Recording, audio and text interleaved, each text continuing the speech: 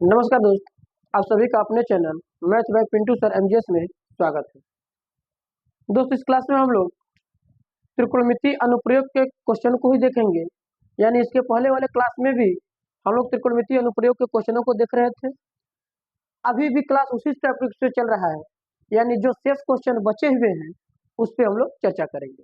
और त्रिकोणमिति अनुप्रयोग के लिए दोस्त हमने आपको बताया है कि क्वेश्चन को स्टेप बाय स्टेप पढ़िए और जैसे जैसे कह रहा है वैसे वैसे आप फिगर बनाइए, और जैसे ही फिगर बन जाता है त्रिकोणमिति अनुपातों का संबंध लगा के मान निकालिए। ठीक है, यानी त्रिकोणमिति के जो भी प्रश्न है दोस्त, उसके लिए हमको सबसे मेन इंपॉर्टेंट क्या समझना है कि क्वेश्चन में कहा जो है उसका हमको फिगर ड्रा करना है। जब तक हम फिगर ड्रा यानी चित्र नहीं बनाएंगे तब तक कोई बात नहीं बनेगी।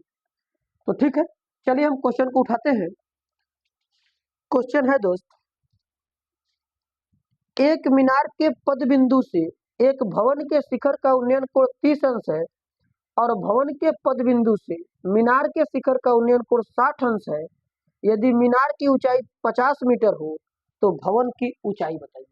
क्या दोस्त, क्वेश्चन में हमको दिया है एक भवन है और एक मीनार है। ठीक है, अब एक भवन है और एक मीनार है। कह रहा है भवन के मीनार से भवन के पद बिंदु यानी आधार बिंदु, यानी भवन के आधार से मीनार के शिखर को देखा जा रहा है, और पुनः मीनार के पद बिंदु यानी आधार जहां जमीन पे उसका सिरा है वहां से भवन के शीर्ष को देखा जा रहा है। तो कोण अलग अलग बने हुए हैं। मीनार की ऊंचाई वह दिया है और भवन की ऊंचाई पूछा है। ठीक है, तो चलिए हम इसको क्या करते हैं, चित्र बनाते हैं। दोस्त हमने मान लीजिए कि यह एक भवन है और इसके साइड बगल में कहीं मीनार है। तो मीनार को हमने दोस्त ऊंचा बना दे रहे हैं, इससे कोई दिक्कत नहीं है। आप भवन को भी मीनार से ऊंचा कर सकते हैं। यानी हमें यहाँ ज्ञात ये नहीं है कि भवन ऊंचा है कि मीनार ऊंचा है। ठीक, और जब नहीं पता है तब किसी को भी कुछ बना सकते हैं।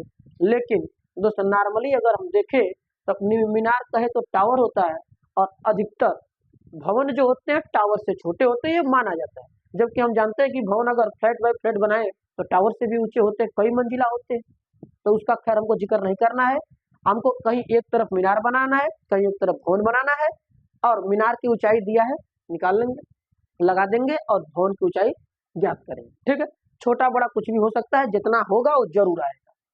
तो दोस्त हमने ये बना लिया। और बताइए दोनों जमीन पे होंगे तो कुछ न कुछ दूरी पर है।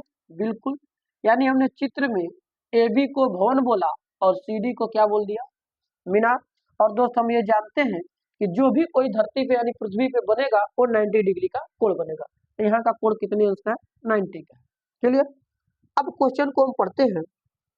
कह रहा है एक भवन के शिखर का मीनार के पद बिंदु से भवन के शिखर का उन्नयन कोण 30 है। उन्नयन कोण कितना है तो 30। तो कहाँ से देखना है, मीनार के पद बिंदु, यानी मीनार हमारी ये है तो यहाँ से हम भवन को देख रहे हैं। तो यहाँ से हम भवन को देखेंगे तो ऐसे कोण बनेगा। बिल्कुल, और ये कोण है दोस्त 30 अंश। क्लियर। अगला स्टेप क्या कह रहा है, भवन के पद बिंदु से मीनार के शिखर का उन्नयन कोण, यानी यहाँ से हम मीनार को देख रहे हैं तो यहाँ से क्या करेंगे, मीनार को देखेंगे, और यह कोण दोस्त 60 अंश का है। क्वेश्चन में कहा है यदि मीनार की ऊंचाई 50 मीटर है, यानी यहाँ हमें 50 मीटर दिया है, किसकी ऊंचाई, मीनार की ऊंचाई। किसकी ऊंचाई दिया है, मीनार की ऊंचाई, जिसको हमने ये ड्रा कर दिया। ठीक है, कह रहा है भवन की ऊंचाई कितनी होगी। अगर नहीं मालूम है तो हमने इसको यच कहा, इसमें कोई दिक्कत नहीं है, बिल्कुल क्लियर। अब दोस्त हमको देखा जाए तो ऊंचाई है, ऊंचाई हमेशा लंबवत होती है, जिससे हम लंब का नाम देते हैं। तो लंब के साथ साथ अगर त्रिभुज में देखें दोस्त, तो त्रिभुज में अगर इस त्रिभुज की बात छोटे वाले का करेंगे ए बी डी, ये वाली भुजा, और इसमें भी देखें तो सी डी बी, यानी दोनों त्रिभुज में अगर समकोण में देखें तो बी डी दोनों में आधार बन रहा है, दोनों का बेस है। तो हम इसको क्या करेंगे, एक्स मान लेंगे। क्या मान रहे हैं दोस्त, एक्स, क्योंकि जो दोनों त्रिभुज में आ रहा है वो दोनों जगह काम करेगा, और जब दोनों जगह काम करेगा तो उसका कुछ वैल्यू होगा। एक त्रिभुज से मान निकालेंगे और दूसरे त्रिभुज में लगा देंगे। ठीक है दोस्त, हमने क्या बताया, हमने आपको ये बता रखा है कि जब भी कोई ऊंचाई दूरी यानी त्रिकोणमिति के अनुप्रयोग का क्वेश्चन आप लगाएंगे तो जो भी चित्र बनाएंगे आप उसमें आपको बताना होगा कि चित्र में कौन बिंदु कौन स्थिति कहाँ से कैसे है, यानी आकृति उसमें क्या क्या बनी है, इसके बारे में जरूर बताना है। तो दोस्त चित्र में हम क्या लिखेंगे, माना ए बी बराबर एच मीटर, ए बी बराबर कितना मीटर, एच मीटर ऊंचा क्या है दोस्त, भवन है। हमने क्या मान लिया कि जो ए बी है वो एच मीटर ऊंचा भवन है, तथा मीनार क्या है दोस्त, सी डी। तो ये लिखेंगे सी डी बराबर 50 मीटर ऊंची मीनार है। क्या मानेंगे, ये मीनार। क्लियर है सर, बिल्कुल क्लियर है। यानी आकृति में हमें दो तरीके की बात कर रहा था, एक भवन की बात कर रहा था और एक मीनार की। दोनों कहाँ कहाँ किस प्रकार से स्थित है इसके बारे में हम चर्चा कर चुके हैं। जब इसके बारे में हम चर्चा कर चुके हैं तो बाकी की वैल्यू जो बची उसको बनाएंगे। हमने देखा कि बी डी बराबर क्या है सर, एक्स है। तो बी डी बराबर हमने क्या कहा, अगर आपको ज्यादा कुछ नहीं लिखने आ रहा है कोई बात नहीं, करेंगे क्या आप, चित्र में जो आकृति बना है, क्वेश्चन में जो आकृति कह रहा था उस आकृति का नाम बस रख दीजिए और उसको बता दीजिए कि चित्र में ये वाली आकृति इस बिंदु से है। अब बस काम अपना कर दीजिए, जो कैलकुलेशन लग रहा है करा लीजिए, आंसर निकल के आ जाएगा। ठीक है, तो चलिए अब हमारे पास अगर आंसर देखें तो हमसे पूछा है भवन की ऊंचाई, तो भवन हमारा एच है और इस त्रिभुज को देखेंगे तो इस त्रिभुज में हमारा ए बी डी बनेगा और ए बी डी में एक्स भी छिपा हुआ है। तो दोस्त एक्स भी मान निकालना है, एच भी कहाँ से पता चल पाएगा, नहीं पता चलेगा। और जब नहीं पता चलेगा तो दूसरे त्रिभुज को थोड़ा पकड़िए, यहाँ हमारा बी सी डी है और बी सी डी में देखेंगे एक्स है जबकि इसकी ऊंचाई पता है। और जब इसकी ऊंचाई हमें मालूम है तो पहले इस त्रिभुज में बात करेंगे तो यक्स मिल जाएगा, और जब यक्स मिलेगा तो यक्स वाला त्रिभुज इसमें दे देंगे तो ये वाला त्रिभुज अपना मान निकाल लेगा। ठीक है दोस्त, तो हम हल करेंगे तो क्या लिखेंगे, समकोण त्रिभुज किसमें, सी डी बी में। किसमें बात करेंगे, सी डी बी में। अब सी डी बी में बात करें तो देखेंगे कि इसमें कौन कौन भुजा दी है और उस भुजा में अनुपात किस त्रिकोणमिति का लगता है। तो अगर इसको देखें तो ये लंब होगा और नीचे दोस्त क्या होगा, आधार। तो लंब और आधार किसका रेशियो होता है सर, 10 का। हमने बताया कि आपको क्या याद रखना है, लाल बटे कक्का। यदि लाल बटे कक्का हम याद रखे हैं तो बातें बन जाएंगी। अब देखेंगे 10 का रेशियो क्या है, साइन कॉस 10, लंब बटे आधार। अब ये लंब बटे आधार होगा तो 10 थीटा, थीटा का मतलब क्या है सर, 60 अंश। लंब कितना है सर, इसकी ऊंचाई 50 है, आधार कितना है, एक्स है। अब बताएं 10 60 की वैल्यू क्या होती है सर, करड़ी में 3, 50 बटे क्या हो जाएगा, एक्स। हमें किसकी वैल्यू चाहिए सर, एक्स की। क्रॉस मल्टीप्लाई करेंगे तो यक्स जाएगा करड़ी में 3 के साथ, तिरछा गुणा करके पुनः वापस हो जाएगा, यानी यक्स का मान अगर हम निकाले तो करड़ी में 3 50 के नीचे चला जाएगा। आप अपने हिसाब से कैलकुलेशन सेट कर लेंगे। ठीक है, अब दोस्त यहाँ से क्या यक्स की वैल्यू निकल चुकी है, बिल्कुल सर। कहेंगे सर कड़ी में 3 का मान जो बताएं 1.732 रखेंगे, रख भी सकते हैं, लेकिन अभी मत रखिए।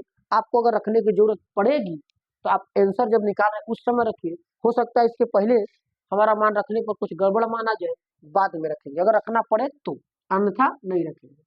अब दोस्त हम क्या करेंगे सर, दूसरका वाले त्रिभुज में बात करेंगे, बिल्कुल करेंगे। पुनः समकोण त्रिभुज की हम बात करेंगे ए बी डी में।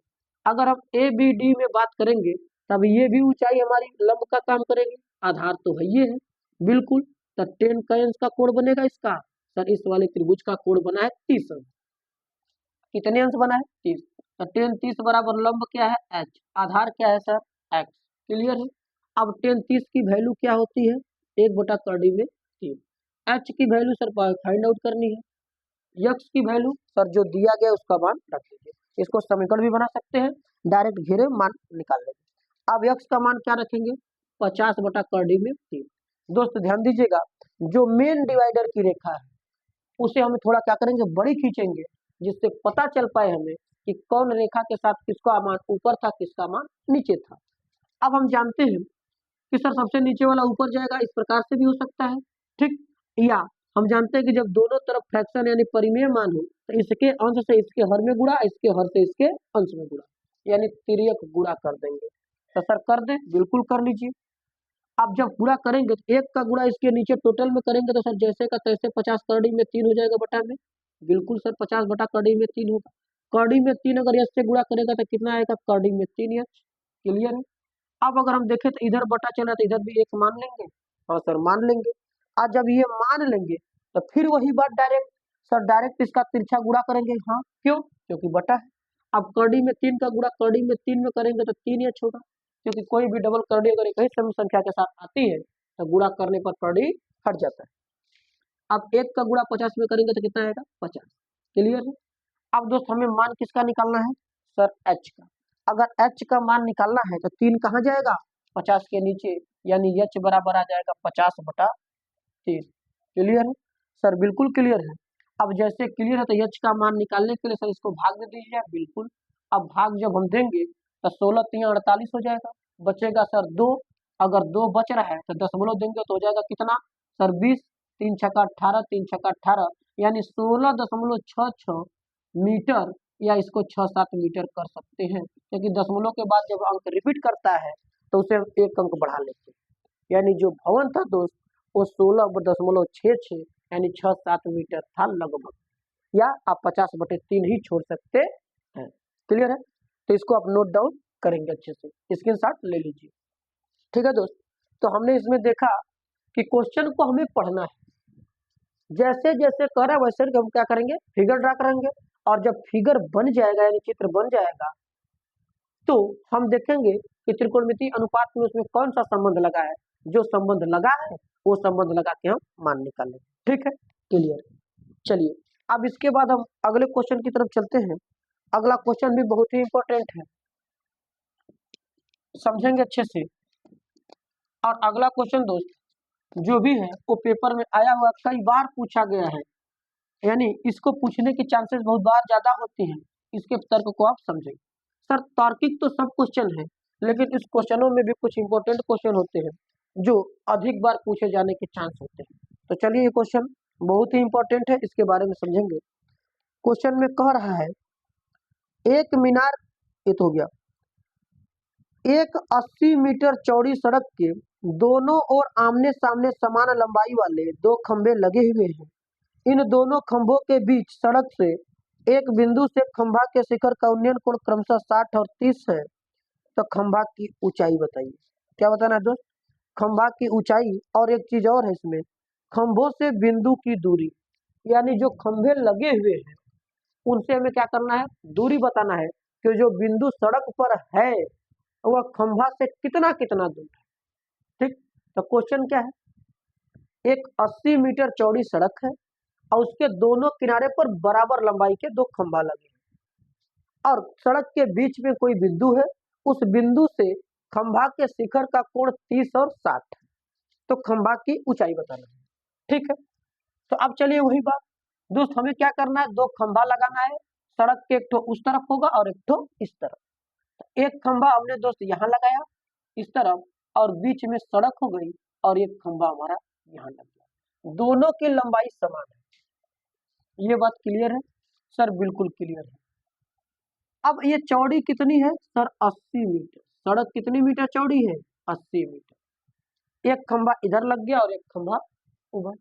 खंभा का नाम रख दीजिए ए बी और सी डी, यानी हम ये कहेंगे कि चित्र में ए बी एवं सी डी, ए बी एवं सी डी 2 समान लंबाई के खंभे हैं, जिनकी ऊंचाई हमको बताना है। तो मान लिया क्या दोस्त? दोनों तरफ एच। ये बात तो क्लियर है। अब बात सबसे बड़ी चीज ये है कि सड़क के बीच में कहीं भी कोई एक बिंदु है जिससे दोनों खंभों की कोण शीर्ष का, दोनों खंभों के शीर्ष का कोण बनाना है। अब दोस्त हमने ये मान लिया बिंदु P है। अब कह रहा है एक ठे से कोण 30 अंश का है और एक ठे कोण 60 अंश है। तो अब हम सोचेंगे सर जी इसमें 30 होगा, किसमें 60 होगा, इसमें 60 होगा, किसमें 30 होगा, यानी किसको 30 दिया जाएगा और किसको 60। तो हमने इसके पहले वाले में भी चर्चा किया है कि जो बिंदु अपने जिस आकृति के आधार से नजदीक होगा, यानी जितना हम वस्तु की तरफ नजदीक जाएंगे कोण उतना ही बढ़ता है। अगर वस्तु से हम दूर जाएंगे तो कोण घटता है, और वस्तु के हम नजदीक आएंगे तो कोण बढ़ता है। अगर इस बिंदु P को देखें तो यह बिंदु P D वाले खंभा इधर वाले में नजदीक है और इधर वाले से दूर है, तो इससे ये कम कोण बनाएगा और इससे ज्यादा, यानी यहाँ 60 और यहाँ 30। खैर आप इधर उधर भी कर सकेंगे, कोई दिक्कत नहीं होगा, लेकिन चित्र दोस्त एक्चुअल बनाइए जिससे कोई देखे तो कहे नहीं कि अच्छा है, इसमें कोई भी कमी नहीं। ठीक है, तो हमने मान लिया कि सर ये कितना था 30, एक तरफ माना नहीं दिया है, एक तरफ का 30 कोण और एक तरफ का 7। अब दोस्त जब त्रिभुज की बात हम करेंगे तो दो त्रिभुज हमारे पास बने हैं, एक तो बना है ए बी पी और एक तो बना है सी डी पी। इन दोनों त्रिभुज में देखेंगे तो ऊंचाई का काम हो रहा है, और सर नीचे का टोटल बेस दिया दोनों को मिला के, जबकि दोनों मिला के त्रिभुज नहीं बना है, दोनों सिंगल सिंगल अलग अलग बना है। तो बताइए दोनों का अलग अलग आधार होना चाहिए कि नहीं होना चाहिए? सर बिल्कुल होना चाहिए। अगर दोस्त हम यहाँ से मान ले रहे हैं कि इसकी आधार एक्स है, इसका आधार कितना है? एक्स है, तो कहेंगे सर इसका वाई मान ले, बिल्कुल मान लीजिए, बेफिक्र मान लीजिए कि इधर वाई होगा। और जब इधर वाई होगा तो आप ये बताओ, जब ये एक्स होगा और इधर हम वाई सपोज दैट मान लेते हैं, तो इन दोनों का जोड़ कितना बताएगा? 80 के बराबर बताएगा कि नहीं बताएगा? बिल्कुल बताएगा। तो जब ये 80 के बराबर बताएगा तो वाई मान लीजिए। उससे अच्छा मैं बता रहा हूँ दोस्त, जब एक मान इधर का एक्स है, अब बताओ इधर का मान 80 टोटल है, अगर सपोज दैट इधर की वैल्यू 20 आ जाती है, कितनी आ जाती है? 20। तो जब टोटल मान 80 है और इधर की वैल्यू एक्स की 20 है, तो क्या इधर 60 बचा होगा? हाँ सर 60 बचा। कैसे निकला? सर जब टोटल 80 था, इधर का पता होगा तो घटा दो, जो बचेगा वही ना देगा। हाँ सर वही देगा। तो जब आप ये सेंस जान रहे हैं कि जो बचेगा वही देगा, तो आप डायरेक्ट काहे नहीं 80 में से एक्स घटा लेते हैं? अब क्यों वाई मानेंगे? दो अक्षर लाने से फायदा है कि एक अक्षर लाइए, आइए कई अक्षर का मान निकाल के आंसर आ जाएगा, दो अक्षर से कोई कनेक्ट नहीं है। खैर वो भी आंसर सही निकालता, लेकिन वहां जिक्र करना पड़ता कि जब इसको एक्स मान रहे हैं, इसको वाई मान रहे हैं, तो दोनों का योग 80 होगा। बाद में किसी का मान चाहिए तो 75 करके आप दे सकते हो, लेकिन दोस्त कभी भी ऐसा मत करिएगा। जब भी कभी टोटल वैल्यू पता हो और उसमें से थोड़ा पार्ट एक तो पता है और दूसरा पार्ट नहीं पता है, तो टोटल वैल्यू से जिसकी वैल्यू पता है यदि वो घटा देंगे तो जो बचेगा वो शेष वाली वैल्यू बच जाएगी। ठीक है, चलिए अब दोस्त हमने क्या बताया कि चित्र में क्या कौन कहाँ इसको बताएंगे। आप चित्र में ए बी बराबर सी डी बराबर एच मीटर, और ये माना गया है, क्या किया गया? माना, यानी चित्र में माना ए बी बराबर सी डी बराबर एच मीटर ऊंचे दो खंबे हैं। क्या है? इसमें दो खंबे लगे, ठीक है। अब इसमें जब दो खंबे हैं, ये बात हो गया, और बी डी बराबर कितना है सर? बी से लेकर डी तक 80 मीटर चौड़ी सड़क है। ये भी बताएंगे, क्यों? क्योंकि क्वेश्चन में जिक्र किया है कि दो ठे खंबा लगे हैं और 80 मीटर चौड़ी सड़क थी। इतना बात कर लिया, क्लियर है। अब दोस्त हमने एक्स्ट्रा क्या किया? पी से डी तक कितना माना है? एक्स। तो आप बताइए बी से पी तक कितना हुआ? Sir 80 minus x. Clear? Clear. अब सर इसमें मीटर लगाना होगा लगा देंगे, सेंटीमीटर लगाना होगा लगा देंगे, यानी क्वेश्चन में जो मात्रक दिया होगा वो हम लगा देंगे। अब दोस्त हमारे पास कितने त्रिभुज बने हैं? दो त्रिभुज। दोनों त्रिभुज में बारी बारी से कहीं भी मान लगाएंगे कि इधर वाले त्रिभुज में एच और एक्स है, इधर वाले त्रिभुज में भी एच और एक्स है। कहीं से मान इसमें स्वतंत्र, दोनों तरफ दोनों मान है, इसलिए दोनों तरफ से आंसर आ सकता है। तो आप कहीं से भी पहले बात कर सकते हैं, लेकिन दोस्त पहले आप सिंगल वाले से बात कर लेंगे तो सिंगल आकृति का मान जल्दी आएगा, सिंगल राशि का मान। तो हम बात कर रहे हैं समकोण त्रिभुज सी डी पी में, सी डी पी में अगर हम सी डी पी में बात करें, तब बताओ ये लंब का काम करेगा और ये आधार। तो लंब बटा आधार किसका होता है? सर 10 का। अब ये हो जाएगा 10। कोण कितना बना है? 60। आप कहेंगे सर कोण की जिक्र कर ही नहीं रहे, बता ही नहीं रहे, लिख दीजिए, कोई दिक्कत नहीं है। लेकिन दोस्त यदि चित्र में आप बना दिए, लिख दिए, तो कोण का जिक्र मत करिए, आंसर आ जाएगा। जो भी आप करोगे चित्र बना के ही करोगे, चित्र देख के ही करोगे। एग्जामिनर भी चेक करेगा तो आपका चित्र ही देख करके चेक करेगा, डायरेक्ट ऐसे नहीं कर सकता। तो समकोण त्रिभुज सीडीपी में 10 60 लंब कितना है? एच। आधार कितना है? एक्स। 10 60 की वैल्यू क्या होती है सर? कड़ी में 3। एच बाई क्या होगा? एक्स। इसके नीचे क्या करेंगे? Cross multiply.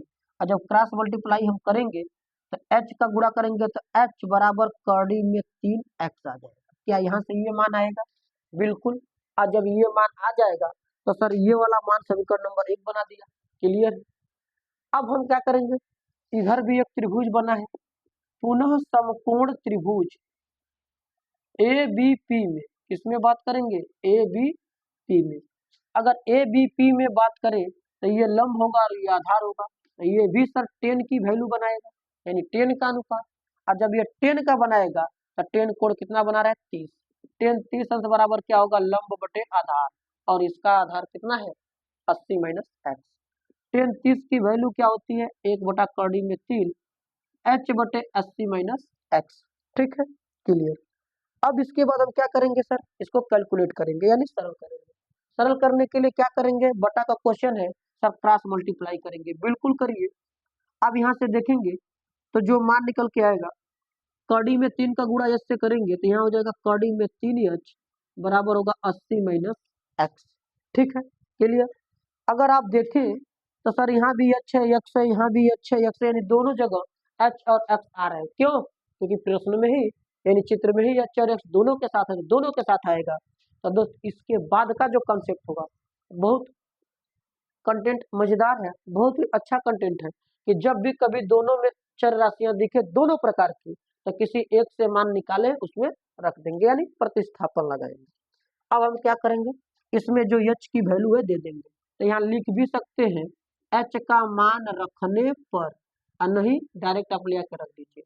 तो यहाँ कड़ी में 3 है गुणा सर एच की वैल्यू कितनी हो जाएगी कड़ी में 3x बराबर 80 माइनस एक्स। क्लियर है सर, बिल्कुल क्लियर। आप बताओ इधर दोस्त क्या है, कड़ी में 3 गुणा करेगा 3 से तो कितना हो जाएगा कड़ी में 3 से 3x, और माइनस एक्स अगर इधर आएगा दोस्त प्लस एक्स बराबर के 80। अब इसके बाद हम कैलकुलेशन को और आगे बढ़ाएंगे, तो 3x में अगर 1x जोड़ेंगे तो कितना आ जाएगा 4x, 4x बराबर कितना होगा 80। ठीक है, अब दोस्त बताओ जब 4x बराबर 80 है तो हमें मान निकालना होगा x का। अगर x का मान निकालेंगे तो 4 इसको जाके डिवाइड करेगा तो 4 से कटेगा तो 20 चौके 80, यानी x का मान आ गया 20 मीटर। कितना आ गया 20 मीटर, अर्थात x क्या है सर खंबे से दूरी बताई गई।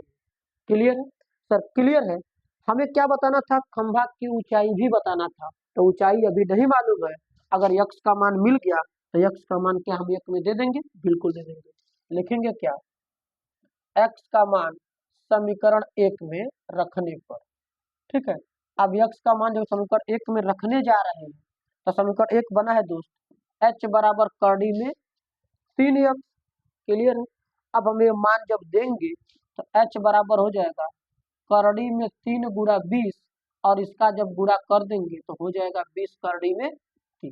दोस्तों अगर करड़ी में 3 का मान देगा तो वो मान रखिएगा, नहीं देगा तो यहीं पे आप आंसर छोड़िएगा। आप रखने के चक्कर में न पड़े, जिससे दशमलव पॉइंट आता है तो कैलकुलेशन गलत हो जाता है। ठीक है, चलिए तो अगर हम यहाँ से देखें तो h बराबर क्या आ गया 20 करड़ी में 3। अब क्या करेंगे सर निष्कर्ष लिखेंगे, क्यों क्वेश्चन में कहा है। अतः h क्या है खंभों की ऊंचाई, तो लिखेंगे खंभों की ऊंचाई बराबर 20 करड़ी में 3 मीटर। खंभा कितने के हैं 20 करड़ी में 3 मीटर के हैं। क्लियर।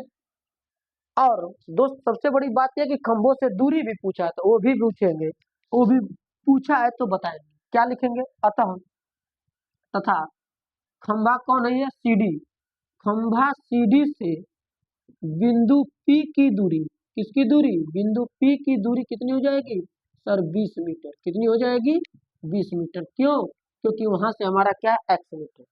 आज जब खंभा P CD से बिंदु P की दूरी हमारे पास 20 मीटर है तो खंभा AB से भी बताना होगा, और AB कितना 80 से x घटा के। अब बताओ जब 80 से x घटाएंगे तो x की वैल्यू 20 है। अब 80 से 20 घटेगा तो 60 मीटर बचेगा कि नहीं बचेगा, बचेगा। तो इसमें लिखेंगे अतः तथा खंभा कौन AB, खंभा AB से P की दूरी, किसकी दूरी डायरेक्ट लिख दे रहे हैं P की दूरी बराबर 60 मीटर, जो कि यही हमारा क्या है आंसर है। यानी पूरे अच्छे से बाकायदा लिखेंगे कि जो खंभा दो ठो लगे हैं AB और CD, उनकी ऊंचाइयां 20 करड़ी में 3 है। ठीक है, और जो खंभा से बिंदु की दूरी है वो हमारा एक खंभा से 20 मीटर और दूसरे खंभा से 80 में से 20 घट जाएगा 60 मीटर हो जाएगा। ठीक है दोस्त, ये भी क्वेश्चन आपको समझ में आया होगा, इसको भी नोट डाउन करेंगे। अच्छे से अपने हिसाब से कैलकुलेशन करिए, जो आएगा दोस्तों आंसर आएगा। यदि आप फिगर सही लगाए हैं, फिगर सही बनाए हैं, क्वेश्चन को सही तरीके से सॉल्व किए हैं, तो मान गारंटी है कि समझ में आएगा। ठीक है, चलिए इसको आप नोट डाउन कर लेंगे। अगले क्वेश्चन की तरफ चलते हैं। दोस्त अगला क्वेश्चन भी कुछ इस प्रकार है जो कि बहुत ही मजेदार है, और यहाँ भी हम क्वेश्चन के बारे में जानेंगे। अब इसमें दोस्त एक तर्क हम समझेंगे, क्वेश्चन में क्या है पढ़ते हैं और इसके बाद हम लोग तर्क के विषय में चर्चा करेंगे। ठीक, चलिए दोस्तों, क्वेश्चन हमारे पास एक लगा है, आंधी आने से एक पेड़ टूट जाता है। यानी क्वेश्चन जो है पेड़ टूटने वाला है। दो तीन क्वेश्चन इस प्रकार के दिए हैं दोस्त, एक क्वेश्चन हम आपको बता रहे हैं, इसी प्रकार से बाकी अन्य क्वेश्चन को आप ट्राई करेंगे, नहीं आएगा तो आप कमेंट सेक्शन में बताएंगे। कर आंधी आने से एक पेड़ टूट जाता है और टूटा हुआ भाग इस तरह मुड़ जाता है कि पेड़ का शिखर जमीन को छूने लगता है। यानी कहने का सेंस है कि जब पेड़ टूटता है तो अलग नहीं होता है, उसका शिखर जमीन से जाके कहीं दूर टकरा जाता है, और इसके साथ 30 अंश का कोण बनाता है। पेड़ के पद बिंदु की दूरी जहां पेड़ का शिखर जमीन को छूता है 8 मीटर है, तो पेड़ की ऊंचाई ज्ञात कीजिए। क्या दोस्त? पेड़ की ऊंचाई। यानी क्वेश्चन में कह रहा है कि कोई एक पेड़ था जो कुछ ऊंचाई से टूट जाता है, और टूटने के बाद उसका शिखर जमीन पर जाके टकराता है, और वह अपने पेड़ के पद बिंदु से 8 मीटर दूर, कई मीटर दूर जाके टकराता है? 8 मीटर। और जो उसका कोण बनने लगता है वो 30 अंश का बनता है। तो बताइए पेड़ की ऊंचाई क्या थी? ये भी दोस्त क्वेश्चन बहुत मोस्ट इंपॉर्टेंट है, वेरी वेरी इंपॉर्टेंट, यानी बहुत ज्यादा तर्कशील है। अब इंपॉर्टेंट का मतलब ये मत समझ लीजिए पेपर में आएगा ही आएगा, ऐसा कहीं नहीं हो सकता। ऐसा होता तो अब क्वेश्चन में केवल वही क्वेश्चन बताए जाते हैं जो पेपर में आते हैं। पेपर में दोस्त कहीं से भी क्वेश्चन बन सकता है, पूरी किताब आपको तैयारी करके आना है। वेरी वेरी इंपॉर्टेंट करने का मतलब यही है कि इस क्वेश्चन में लॉजिकली बातें हैं जो आपको जानना चाहिए, पेपर में आ भी सकता है और नहीं भी, और कई बार आया है। अब ये नहीं कि आप में नहीं आता, कहेंगे सर ने बताया कि आएगा और नहीं आया, तो ऐसा तर्क नहीं लगाना, आ भी सकता है नहीं भी। लेकिन इंपॉर्टेंट होने का मतलब ये होता है कि चांसेस ज्यादा बनते हैं, ऐसे प्रश्न पूछे जाते हैं, और इसके तर्क को जानना आवश्यक है। ठीक है, तो दोस्तों यहाँ पे हम क्या बनाएंगे? पेड़। अब बताओ, हमने यहाँ क्या कहा कि कोई पेड़ रहा होगा तो हमसे सर बनाना पड़ेगा, बिल्कुल। हमने यहाँ एक पेड़ बना दिया जो कि ए बी था। क्या था? ए बी था।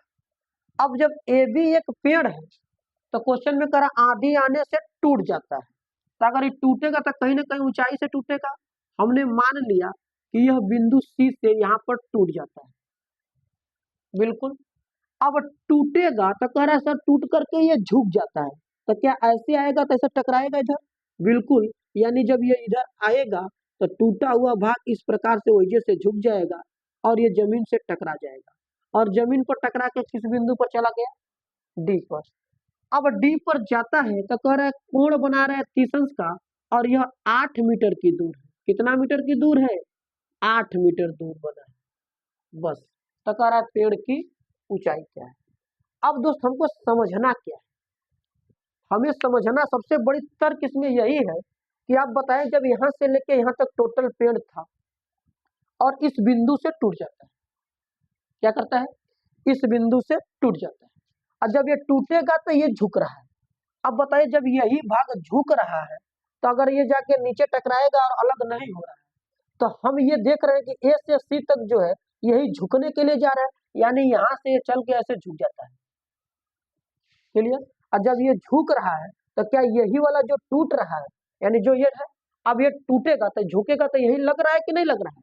यानी कहने का सेंस ये है कि जो ये टूट रहा है पेड़ ऊपर से जितना, यही जाके झुक के यहाँ लग जा रहा है। क्लियर है? अर्थात कहने का सेंस हमारा ये है कि जो ऊपर भाग टूटेगा वही तो झुकेगा, बिल्कुल झुकेगा। यानी टूटा हुआ भाग बराबर झुका हुआ भाग। अर्थात कहने का सेंस ये है, इसको मिटा देते हैं कि दोस्त याद रखिएगा हमेशा, जब भी कोई पेड़ ऊपर से टूटेगा तो जितना ऊपर से टूटता है और वो अलग नहीं हो रहा है, तो जो टूट रहा है ऊपर का वही झुक करके तिरछा हो जाएगा, और तिरछा एक कड़ का काम करेगा। बात क्लियर हो रही है कि जो ये टूटा अब यही जाके यहीं से क्या करेगा? यहीं से झुक जाएगा इस तरह, और जब ये झुकेगा तो यही वाली भुजवा तो झुक के यहाँ जा रही है, यानी ये वाली भाग अब झुक के यहाँ आ रहा है। क्लियर है? समझ में आया होगा। हमें बताना क्या है, और सबसे बड़ी चीज वही समझना था कि जो पेड़ टूटता है वही झुकता है, यानी टूटा हुआ भाग बराबर झुका हुआ भाग जो कि कड़ का काम करेगा। क्लियर। क्वेश्चन में बताना है पेड़ की ऊंचाई क्या थी। सर हमको पते नहीं है, तो हमने मान लिया कि पेड़ यहाँ शुरू से अंत तक कितने मीटर का था, h। क्योंकि सर इसको दूर बना रहा है, बिल्कुल बना रहा है, क्योंकि अभी ये टूट रहा है। ठीक है, अब इसको हमने माना h।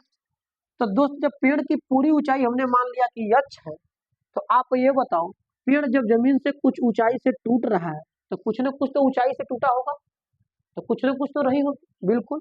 तो हम मान ले रहे हैं कि यह ऊंचाई से कितने से टूटता है, x ऊंचाई से। कितने ऊंचाई से टूटता है, x। अब बताएं टोटल बात वही फिर आ गई, जब कहीं टोटल वैल्यू पता है और उसमें से थोड़ा पार्ट पता हो गया, तो जो बचा होगा टोटल में से घट के आएगा। क्या करके आएगा, टोटल से। तो जब ये x पर टूट गया तो ऊपर का कितना बच गया, टोटल h मिले, नीचे का निकाल दोगे तो ऊपर का बच जाएगा, यानी h माइनस एक्स। और दोस्त यही समझना है कि जो h माइनस एक्स है और ये जाके लटक रहा है, तो इस कर्ण पर काम करेगा h माइनस एक्स। बस इस क्वेश्चन में इंपॉर्टेंट होने की बात यही थी कि जब भी कोई पेड़ टूटता है और टूटा हुआ भाग जमीन से जाके टकराएगा, झुकेगा, तो जो झुकेगा वही टूटा हुआ भाग होगा, यानी टूटा हुआ भाग बराबर झुका हुआ भाग। क्लियर है, क्लियर। तो चलिए दोस्त पूरी बातें हो चुकी है, हम बस इसके बारे में चर्चा करेंगे। लिखेंगे चित्र में, माना ए बी बराबर h मीटर ऊंचा पेड़ है। कितना ऊंचा पेड़ है, h मीटर ऊंचा पेड़ है, ये हमने मान लिया। क्लियर। जब ये h मीटर ऊंचा पेड़ मान लिया तो आपको बताना होगा कि पेड़ टूट रहा है, आकृति तो एक ही है। अब इसको लिखेंगे, जो बिंदु C से टूटकर क्या कर जाता है, C से